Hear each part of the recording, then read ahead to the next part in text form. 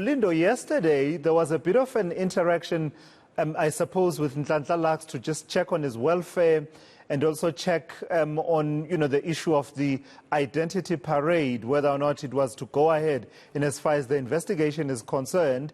But despite the fact that today nothing was going to move with regard to him appearing in court or the investigation, at least nothing publicly was going to move, his supporters are back there outside the Johannesburg Central Police Station. That's right, Tulas.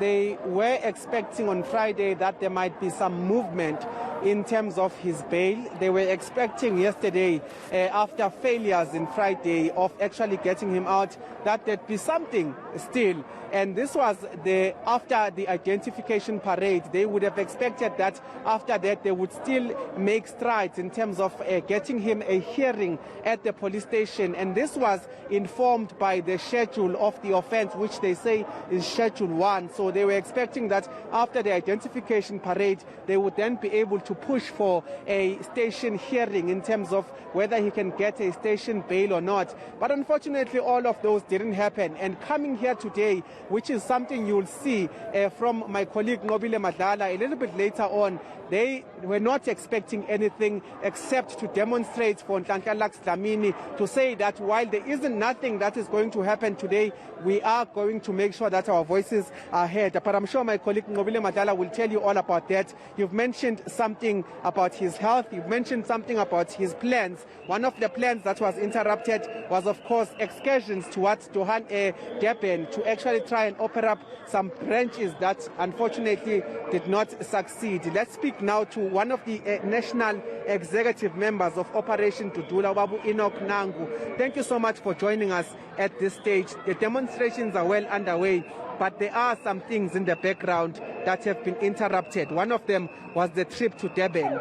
And what I want to ask you is that trip is important for Operation Dudula to expand, but you have since cancelled it. What are some of the reasons you've decided not to continue going to Durban? Is it because of the magnitude that Nhlanhla Lux brings as an image? What is it exactly? Thank you so much for the opportunity to address that particular issue.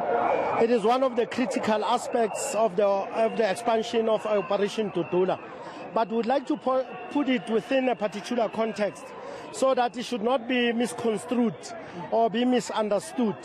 What is happening today apparently has got nothing to do with what is happening in Natal, but there is some kind of indirect affection of what was supposed to have happened in KZN.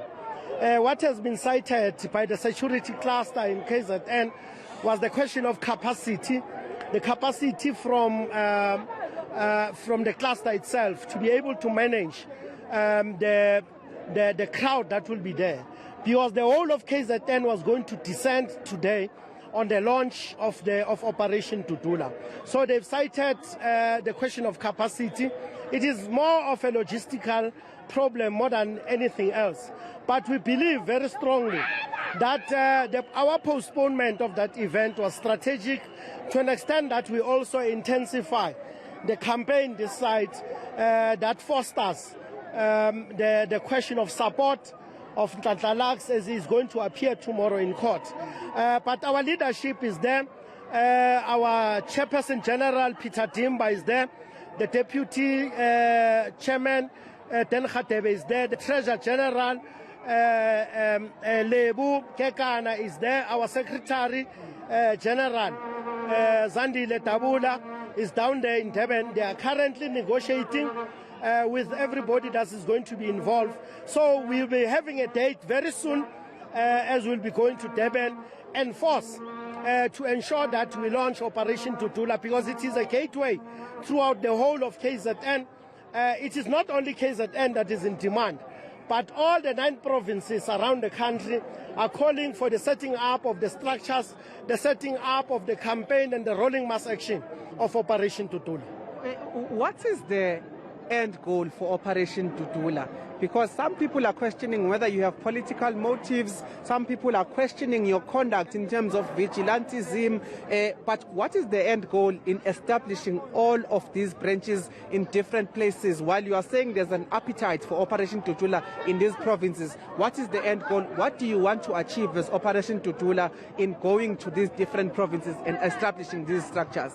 The goal is to have an integrated approach, a comprehensive and strategic approach to the problem that have been highlighted by Operation Dudula. It is premature to even think of Operation Dudula as a party. It is premature.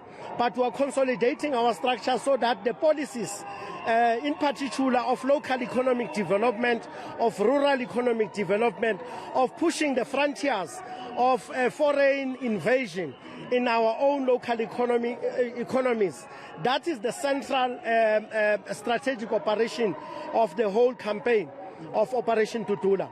It is also important to get the context in which we establish these particular structures. We establish these structures so that our people should be organized. You must remember, our economy has been invaded. How do we ready our people so that they can be able to occupy strategic centers of economic power in development, in rural areas, in the townships, and in other suburban areas, whereby the foreign contingent have taken these strategic areas.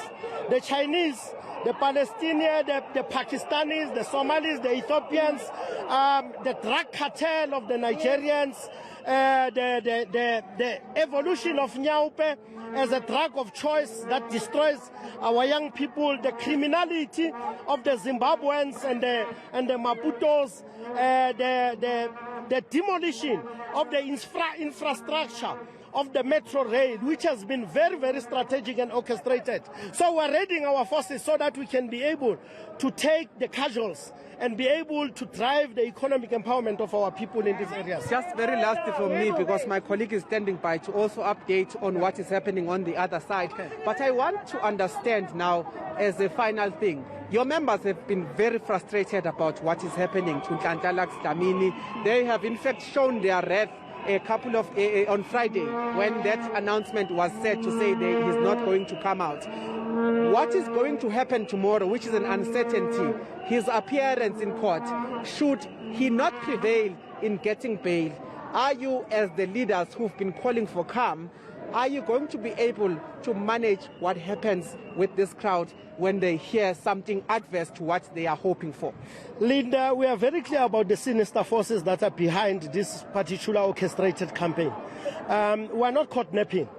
We understood very well from Thursday that there's going to be a elongated process to keep Lux behind bars so that they tarnish the image and humiliate and disrespect him as a person and also the operation as an institution. We are very much clear. We knew very well that we were sent on a wild goose chase. There's not going to be identity parade yesterday. We knew very well. So we're intensifying the campaign to put pressure on the National Prosecution Authority, the Director of Public Prosecution, the authorities, everybody else will be putting pressure. We are also very aware, Linda, what is going to happen tomorrow. We're not going to be caught napping. It's just that we're not going to divulge now prematurely as to what is going to happen. But tomorrow, believe you me, when we address this media conference again, we'll be able to tell you that we anticipated what is going to happen because we know that there's an escalation of the charges to put them on a particular category so that they make it difficult for our legal eagles to push for a bail tomorrow or to put him out. We're out of time. Yes or no? Are you expecting that Nhlanhla Lux will be denied freedom tomorrow? We cannot anticipate. We're anticipating that Nhlanhla Lux will be freed tomorrow. Yes. Okay. We'll leave it there for now. Thank you so much, Bobby Enoch, one of the national executive members of Dudula, just divulging some information about what is happening in KZN. We are told that they are engaging with some of the indunas to ensure that the programs there that have been delayed happen at a later stage, but they're saying there's an appetite in many provinces to have Operation Dudula to be there. But on the interim, their expectation is that tomorrow there'll be some snack delays around the release of Nhlanhla Lux when it comes to their bail application. All right, let's leave it there. That's ENCA's Nhlanhla outside the Johannesburg Central Police Station. They're tracking that development in as far as Nhlanhla Lux's supporters are concerned, members and supporters of Operation Dudula. Well, ENCA's Nqobile Madlala is also tracking this protest and has been speaking to some supporters. She joins us live now from a different vantage point from the one you just saw from Nhlanhla. So what's happening from your side of things, Nqobile?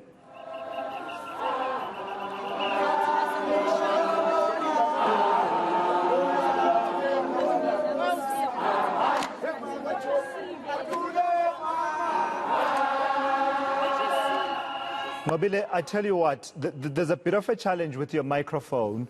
If you can just sort that out for a moment for us and then we can return to you.